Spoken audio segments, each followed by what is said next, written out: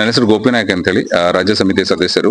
ಇವತ್ತಿನ ಈ ಪತ್ರಿಕಾ ಮಾಧ್ಯಮ ಕರೆಯುವ ಮುಖ್ಯ ಕಾರಣ ಅಂತಂದ್ರೆ ಒಳ ಮೀಸಲಾತಿ ವರ್ಗೀಕರಣ ರದ್ದುಪಡಿಸುವ ಕುರಿತು ನಾವು ಇದನ್ನು ಕರೆದಿದ್ದೀವಿ. ಮುಖ್ಯವಾಗಿ ಏನಂತ ಹೇಳಿದ್ರೆ ನ್ಯಾಯಮೂರ್ತಿ ಆದಂತಹ ಶ್ರೀ ನಾಗಮೋಹನ್ ದಾಸ್ ಅವರ ನೇತೃತ್ವದ ರಾಜ್ಯ ಸರ್ಕಾರ ಒಳ ಮೀಸಲಾತಿಯನ್ನು ಜಾರಿಗೊಳಿಸಲು ಪರಿಶಿಷ್ಟ ಜಾತಿ ಉಪವರ್ಗಗಳನ್ನು ಮಾಡುವುದರ ಸಲುವಾಗಿ ವರ್ಗೀಕರಣಗೊಳಿಸಲು ದಿ ಕಮಿಷನ್ ಆಫ್ ಇನ್ಫ್ಯಾಕ್ಟ್ 1905 ಕಾಯ್ದೆ ಅಡಿಯಲ್ಲಿ ಆದೇಶ ನೀಡಿತ್ತು. ಆ ಕಾಯ್ದೆ ಪ್ರಕಾರ ಏನು ಸುಮಾರು 101 ಜಾತಿಗಳು ಪತ್ರಿಕೆಯಲ್ಲಿ ಒಂದು ಪ್ರಕಟಣೆ ಮಾಡಿರ್ತಾರೆ, ಯಾವ್ದಾದ್ರು ಅಬ್ಜೆಕ್ಷನ್ ಹಾಕೋದಾದ್ರೆ ನೀವು ಅಬ್ಜೆಕ್ಷನ್ ಹಾಕ್ಬಹುದು ಅಂತೇಳಿ ಅಂತ. ನಾವು ಅದಕ್ಕೆ ಅಬ್ಜೆಕ್ಷನ್ ಅನ್ನ ನೀಡ್ತಾ ಇದ್ದೀವಿ. ಅದನ್ನ ಮತ್ತೆ ಈ ಒಂದು ಒಳ ಮೀಸಲಾತಿಯನ್ನು ಒಳ ಮೀಸಲಾತಿಯನ್ನು ವರ್ಗೀಕರಣ ಮಾಡಬಾರದು. ಯಾಕಂದ್ರೆ ನೀವು ಕಂಪ್ಲೀಟ್ ಆಗಿ ಈ 2 ತಿಂಗಳಲ್ಲಿ ನೀವು ಯಾವುದೇ ಒಂದು ತಾಂಡಗಳಿಗೆ ಅಥವಾ ಯಾವುದೇ ಒಂದು ಡಿಸ್ಟ್ರಿಕ್ಟ್ ಗಳಿಗೆ ಕಂಪ್ಲೀಟ್ ಆಗಿ ಅಲ್ಲಿ ಮಾಹಿತಿಯನ್ನು ಪಡೆದಂಗೆ ಅಲ್ಲಿ ಮಾಹಿತಿಯನ್ನು ಪಡೆದೆ ಮತ್ತೆ ಅದನ್ನ ಏಕಾಏಕಿ ಜಾರಿ ಮಾಡ್ತೀವಿ ಅಂತ ಹೇಳಿ ನೀವು ಹೇಳ್ತಿರೋದು ಅದು ಸರಿಯಲ್ಲ. ಯಾಕಂದ್ರೆ ಪ್ರತಿ ಒಂದು ಜಿಲ್ಲೆಯಲ್ಲಿ ನಾವು RTಯಲ್ಲಿ ನಾವು ನಮ್ಮ ತಾಂಡಗಳ ಬಗ್ಗೆ ಮತ್ತು ಜನಸಂಖ್ಯೆಗಳ ಬಗ್ಗೆ ಮಾಹಿತಿಯನ್ನ ಕೇಳಿದಾಗ ಸುಮಾರು 29 ಡಿಸ್ಟ್ರಿಕ್ಟ್ಗಳಲ್ಲಿ ಎಲ್ಲಿಯೂ ಸಂಪೂರ್ಣವಾದಂತಹ ಮಾಹಿತಿ ಸಿಕ್ಕಿಲ್ಲ. ಯಾವುದೇ ತಾಂಡಗಳು ಇನ್ನೂ ಸೇರ್ಪಡೆಗಳು ಆಗಿಲ್ಲ. ಅಲ್ಲಿ RT ಪ್ರಕಾರ ನಾವು ಮಾಹಿತಿ ಪಡೆದಾಗ ಎಲ್ಲೂ ಸೇರ್ಪಡೆಗಳು ಆಗಿಲ್ಲ. ಹಾಗಾಗಿ ಅದನ್ನ ಕಂಪ್ಲೀಟ್ ಆಗಿ ನೀವು ಸಂಪೂರ್ಣ ಮಾಹಿತಿಯನ್ನು ಪಡೆದುಕೊಂಡ ಮೇಲೆ ನೀವು ಅದನ್ನ ಜಾರಿಗೆ ಮಾಡ್ರಿ, ನಮ್ಮ ಅಬ್ಜೆಕ್ಷನ್ ಇಲ್ಲ. ಆದ್ರೆ ಪೂರ್ಣ ಮಾಹಿತಿಯನ್ನು ಪಡೆದೇ ಇದೆ ನೀವು ಕಂಪ್ಲೀಟ್ ಆಗಿ ಅದನ್ನು ಜಾರಿ ಮಾಡ್ತೀವಿ ಅನ್ನೋದು ಅದು ಅಕ್ಷಮ್ಯ ಆಗತ್ತೆ. ಯಾಕಂದ್ರೆ ಸುಮಾರು ಇಡೀ ಕರ್ನಾಟಕದಲ್ಲಿ ನಮ್ಮ ಜನಸಂಖ್ಯೆ ನೋಡೋದಾದ್ರೆ 50 ಲಕ್ಷ ಮೀರ್ಪಟ್ಟಿದೀವಿ. ಆದ್ರೆ ಇಲ್ಲಿ ನೀವು 2011ರ ಒಂದು ಏನು ಜನಗಣತಿ ಬೇಸಸ್ ಮೇಲೆ ಹೇಳೋದಾದ್ರೆ 11 ಲಕ್ಷ ಅಂತ ತೋರಿಸಿದೀರಾ. ಈ 15-20 ವರ್ಷದಲ್ಲಿ ನಮ್ಮ ಒಂದು ಜನಸಂಖ್ಯೆಗಳು ಜಾಸ್ತಿ ಆಗಿದೆ, ಬೇರೆಯವರ ಜಾತಿಗಳು ಜಾಸ್ತಿ ಆಗಿದೆ. ಹಾಗಾಗಿ ಪೂರ್ತಿಯಾದ ಮಾಹಿತಿಯನ್ನು ಪಡೆದುಕೊಂಡು ನೀವು ಜಾರಿ ಮಾಡೋದು ಒಳ್ಳೆಯದು. ಅದಾದ್ಮೇಲೆ ಬಂಜಾರ ಜನಾಂಗದ ಒಂದು ಆರ್ಥಿಕ ಸ್ಥಿತಿ ಅಥವಾ ಸಾಮಾಜಿಕ ಸ್ಥಿತಿ ನೋಡಿದ್ರೆ ತುಂಬಾ ಶೋಚನೀಯ ಸ್ಥಿತಿಯಲ್ಲಿ ಇದೀವಿ.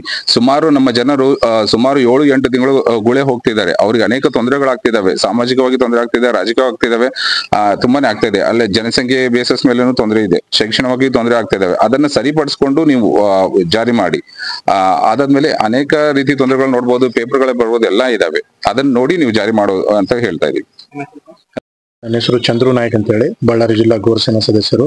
ನಾವು ಇವತ್ತು ಪತ್ರಿಕಾ ಮಾಧ್ಯಮ ಮಿತ್ರರಿಗೆ ಕರೆದಿರುವ ವಿಷಯ ಏನಂದ್ರೆ ನಾಗಮೋಹನ್ ದಾಸ್ ಒಳ ಮೀಸಲಾತಿ ಏನ್ ಮಾಡ್ತಾ ಇದ್ದಾರೆ ಅದನ್ನ ರದ್ದುಪಡಿಸಬೇಕೆಂದು. ಕಾರಣ ಏನಂದ್ರೆ ನಮ್ಮ ಜನಾಂಗ ತುಂಬಾ ಹಿಂದುಳಿದಿದ್ದು, ಜೊತೆಯಲ್ಲಿ ನಮ್ಮ ಒಂದು 11 ವರ್ಷಗಳಿಂದ ಯಾವುದೇ 2011ರಿಂದ ಇಲ್ಲಿವರೆಗೆ ಯಾವುದೇ ಜಾತಿ ಗಣತಿ ಆಗಿರ್ಲಿ ಜನಗಣತಿ ಆಗಿರ್ಲಿ ಆಗಿರೋದಿಲ್ಲ.